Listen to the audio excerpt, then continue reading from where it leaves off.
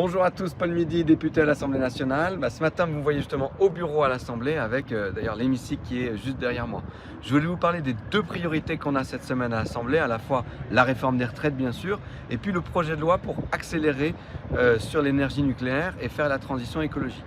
Alors sur les retraites, vous savez, on a débattu à l'Assemblée nationale d'une façon assez âpre sur cette réforme il y a quelques semaines et ça a été aussi débattu au Sénat bien sûr ces 2 dernières semaines et les sénateurs ont voté ce week-end pour la réforme des retraites. Et comme c'est le cas pour n'importe quel texte de loi, quand il a été étudié une fois à l'Assemblée et une fois au Sénat, eh bien on convoque une CMP, une commission mixte paritaire avec 7 députés et 7 sénateurs qui doivent se mettre d'accord sur un texte de loi commun. Et si c'est le cas, on dit que la CMP est conclusive et le texte est envoyé au vote de tous les sénateurs et de tous les députés.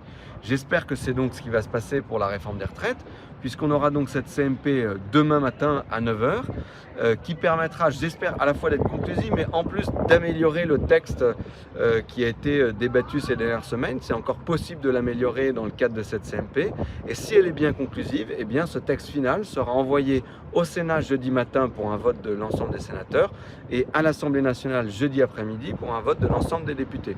Je suis assez confiant et je pense qu'on arrivera à trouver une majorité à l'Assemblée nationale pour voter cette réforme des retraites.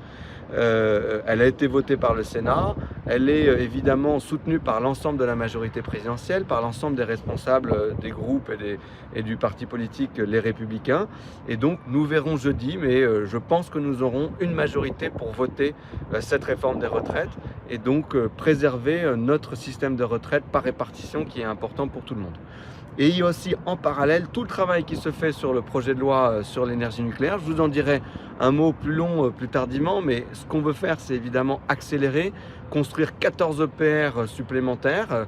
Vous savez, l'énergie nucléaire, c'est une énergie qui est bas carbone et qui est très importante pour la transition écologique.